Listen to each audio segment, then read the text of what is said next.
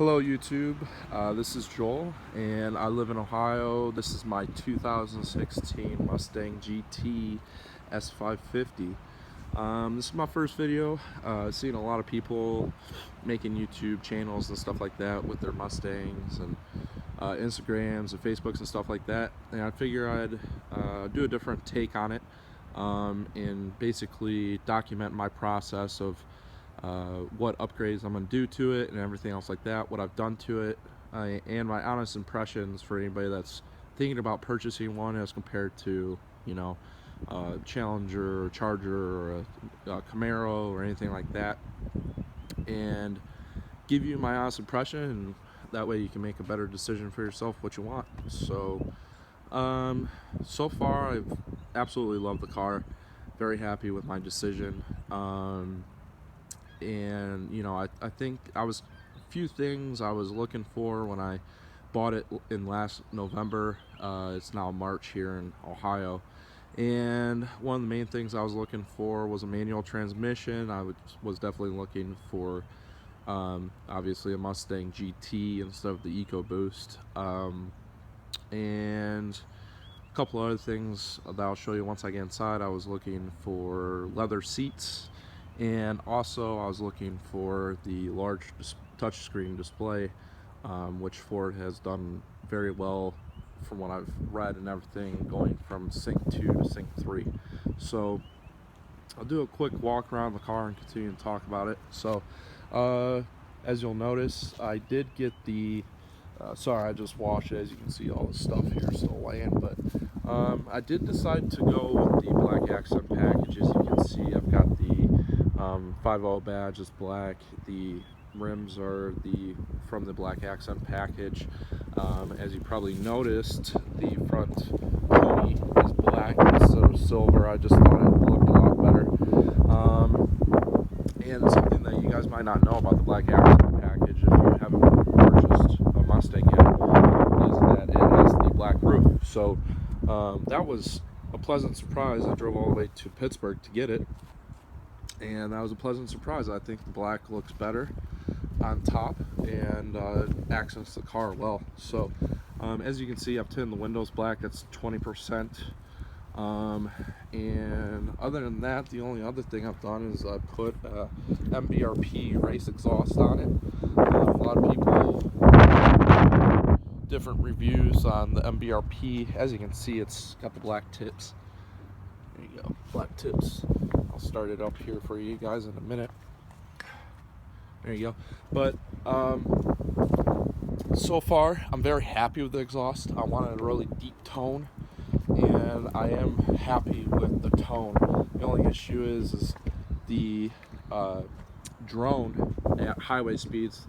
If you've done your homework, it's pretty significant, anywhere from 65 to 75 miles an hour, whereas like with a Corsa exhaust, Corsa Extreme or something like that, you get the loud and the raspy, not so much the deep tone, which is what I was aiming for, but on the opposite hand, you don't get the drone that you do with the MBRP race. So but I did buy it used. I got it for a really good price, so I am happy with that. Other than that, things that I'm not too happy with the car, two things right off the bat. One of them being the paint job, as some people may have read already, is not the best. You can see a bunch of rock chips. Let's see if I can get it there. There's rock chips all over the place in the front hood.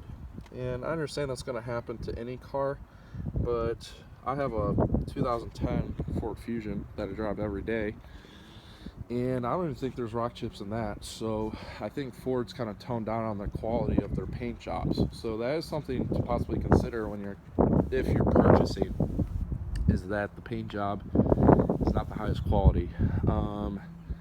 Other than that, the only other thing that I would say that I'm not happy with is that the clutch spring in the MT82 manual transmission sucks. I've driven my buddy that has a performance package. He took his clutch spring out, and it made a huge difference. I was able to shift it. There was no, bucking or anything like that in the second.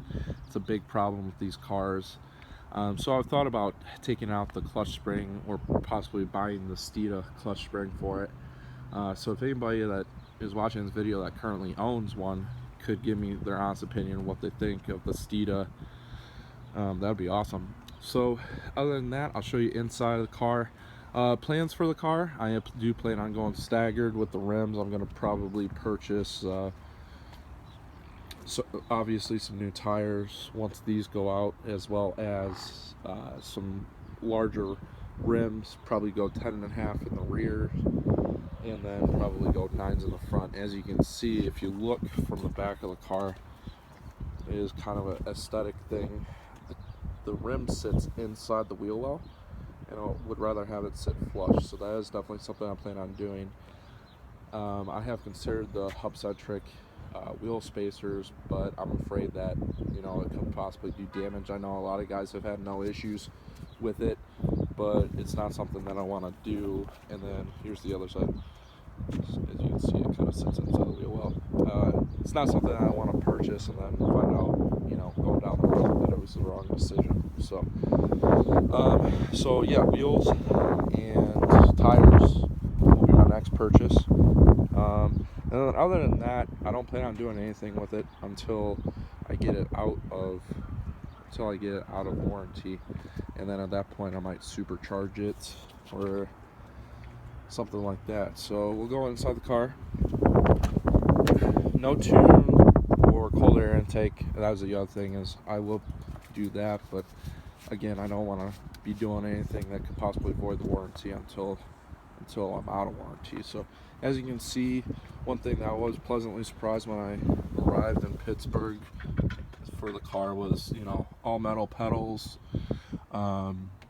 Everything inside the car is very nice. Leather seats, heated and cooled seats, which is nice in the winter time. Haven't had it in the summertime, but the cooled seats definitely do work well.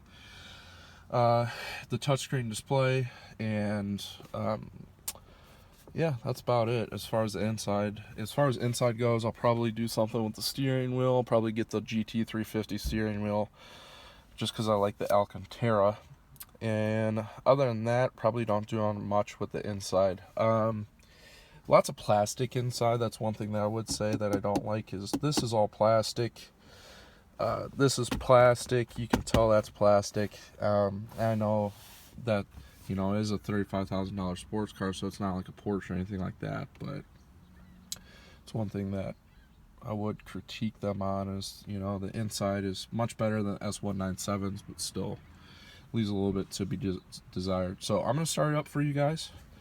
I'm going to push the clutch in and start it up. As you can see, start it up. Usually it comes on, but I guess not.